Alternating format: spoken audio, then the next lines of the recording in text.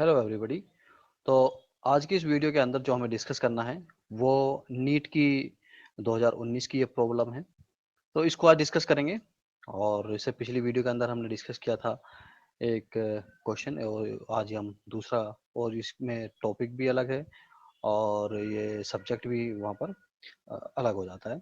तो फिजिक्स की प्रॉब्लम है, और ये प्रॉब्लम हम देख रहे हैं कि जो हमारा चैप्टर होता है इलास्टिसिटी, जो 11th के चैप्टर में है, तो वहीं से बड़ी सिंपल प्रॉब्लम ये ली है।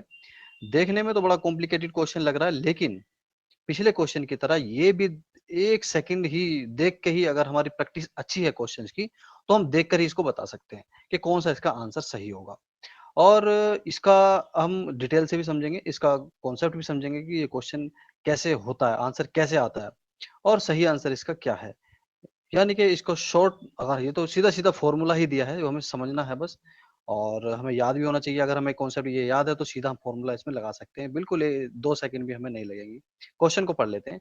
ए wire of length L, cross area of cross section A is hanging from a fixed support. The length of the wire changes to L1 when mass m is suspended from its free end. The expression for Young's modulus is। तो यहाँ पर Young's modulus के लिए expression उन्होंने पूछा है, और उन्होंने कहा है कि एक वायर है।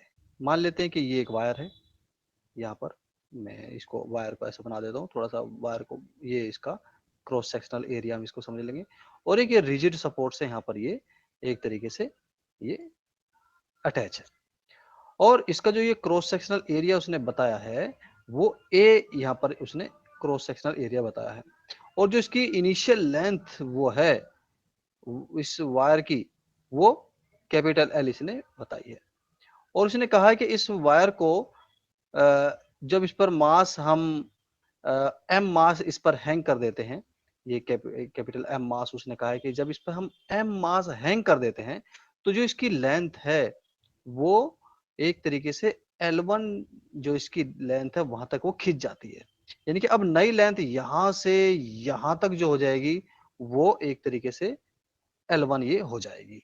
तो ये उन्होंने इसमें कहा है। अब इससे हम आगे, हमें हमारे पास यंग्स मॉडुलस हम कैसे फाइंड करें वो हमें यहाँ पर देखना है। तो यंग्स मॉडुलस का जो डेफिनेशन से फॉर्मूला होता है एक तरीके से, वो ये होता है कि y, यंग्स मॉडुलस की डेफिनेशन है एक तरीके से यहाँ पर ये, कि y is equal to stress upon strain होता है। ये यहाँ तो ऊपर आएगा स्ट्रेस अपॉन स्ट्रेन, और जो स्ट्रेस होता है वो फोर्स अपॉन एरिया होता है, फोर्स अपॉन एरिया। तो क्योंकि जो 11th में पढ़ चुके हैं वो ये चीज जानते होंगे जरूर।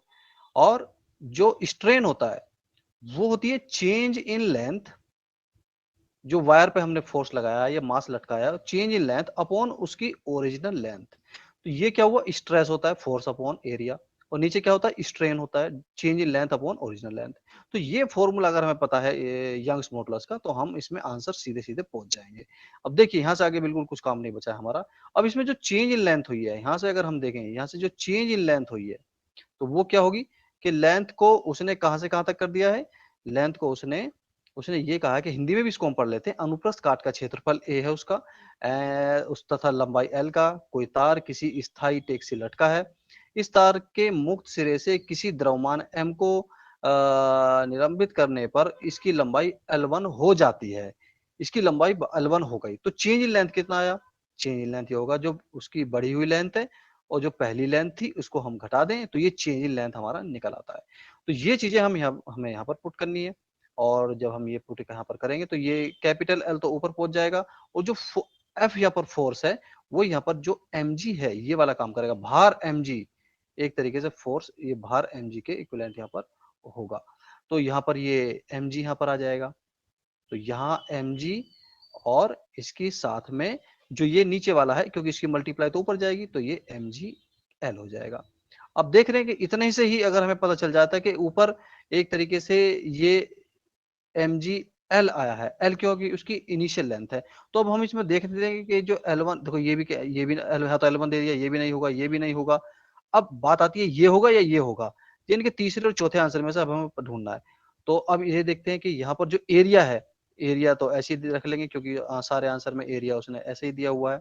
और डेल्टा एल यहाँ पर ये है, क्या है यहाँ पर L1 माइनस एल, तो L1 माइनस एल ये हो गया।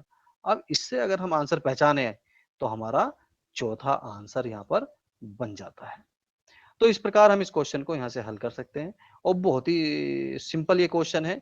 नीट के अंदर ज्यादा कॉम्प्लिकेटेड आईआईटी लेवल की नहीं आती है, बल्कि बहुत ही आसान आसान क्वेश्चंस यहाँ पर आते हैं। बस हमें थोड़ा सा थ्योरेटिकली चीजें क्लियर होनी चाहिए।